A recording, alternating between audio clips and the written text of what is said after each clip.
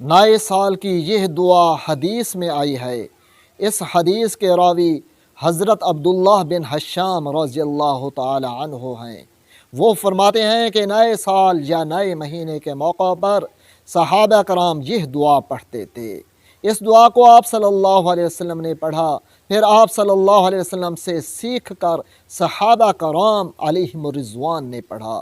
ہمیں بھی یہ دعا ہر سال کے شروع میں ضرور پڑھنی چاہیے، کیونکہ یہ دعا صرف ایک بار پڑھنی ہے اور پورا سال اس کی برکات رہنی ہے۔ میں یہ دعا صحیح تلفظ کے ساتھ آرام سے آہستہ آہستہ سمجھا کر آپ کو پڑھاؤں گا، ساتھ اس کا ترجمہ بھی بتاؤں گا۔ ویڈیو مکمل دیکھے گا، ویڈیو لائک کر لیں اور چینل کو سبسکرائب نہیں کیا تو سبسکرائب کر لیں۔ ایک بات کی وضاحت یہاں کر دوں کہ ہجری سن ہو یا عیسوی ہو، دونوں کو اپنانے میں کوئی حرج نہیں۔ ہجری سال نبی کریم صلی اللہ علیہ وسلم کی ہجرت مبارک سے شروع ہوتا ہے، اور عیسوی سال حضرت عیسیٰ علیہ السلام کی پیدائش سے، اور عیسیٰ علیہ السلام کو ہم اللہ تعالیٰ کا سچا نبی مانتے ہیں، جبکہ عیسائی نعوذ باللہ حضرت عیسیٰ علیہ السلام کی شان میں اس طرح مبالغہ بڑھاوا کر گئے کہ حضرت عیسیٰ علیہ السلام کو اللہ تعالیٰ کا بیٹا کہہ بیٹھے۔ قرآن مجید میں ہے وقالت الیہود عزیر ابن اللہ وقالت النصارى المسیح ابن اللہ، کہ یہودی تو کہتے ہیں کہ عزیر علیہ السلام اللہ تعالیٰ کے بیٹے ہیں، اور عیسائی کہتے ہیں کہ عیسیٰ علیہ السلام اللہ تعالیٰ کے بیٹے ہیں، نعوذ باللہ۔ جبکہ اسلام کہتا ہے لم یلد ولم یولد، اللہ تعالیٰ نہ کسی کا باپ ہے نہ کسی کا بیٹا ہے۔ حضرت عیسیٰ علیہ السلام کو سچا برحق نبی مانتے ہوئے عیسوی سال کے شروع میں یہ دعا پڑھنے میں کوئی حرج نہیں، بلکہ برکت کا باعث ہے۔ اسی طرح سال کا حساب بھی شمسی اور قمری دو طریقوں سے لیا جاتا ہے۔ شمس سے مراد ہے سورج، قمر سے مراد ہے چاند، دونوں کو اپنانے میں کوئی حرج نہیں۔ الشمس والقمر بحسبان، سورج اور چاند دونوں اللہ تعالیٰ کی تسبیح کرتے ہیں۔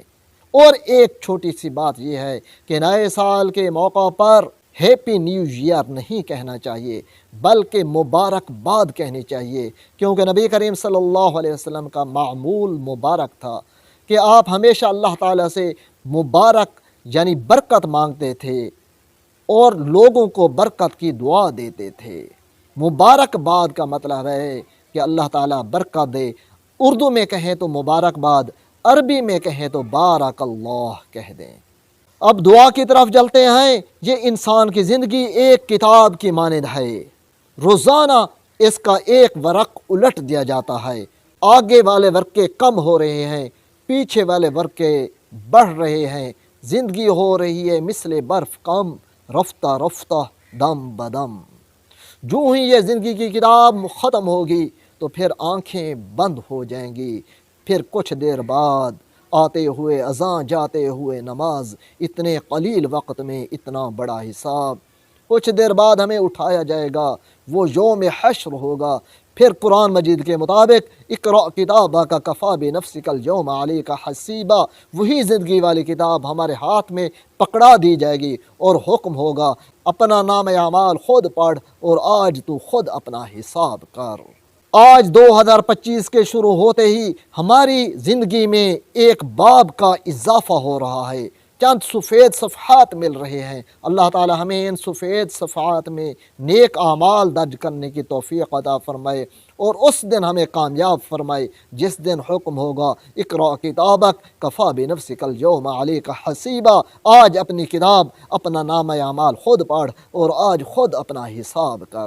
اب دعا پڑھتے ہیں، میرے ساتھ آپ پڑھتے جائیے گا۔ دعا یہ ہے بسم اللہ الرحمن الرحیم۔ اللہم ادخلہ علینا بالامن والایمان والسلامت والاسلام ورضوان من الرحمن وجوار من الشیطان۔ ترجمہ: اے اللہ، اس سال کو ہم پر امن و ایمان، سلامتی اور اسلام کے ساتھ رحمان کی خوشنودی اور شیطان سے حفاظت کے ساتھ لائیے، آمین۔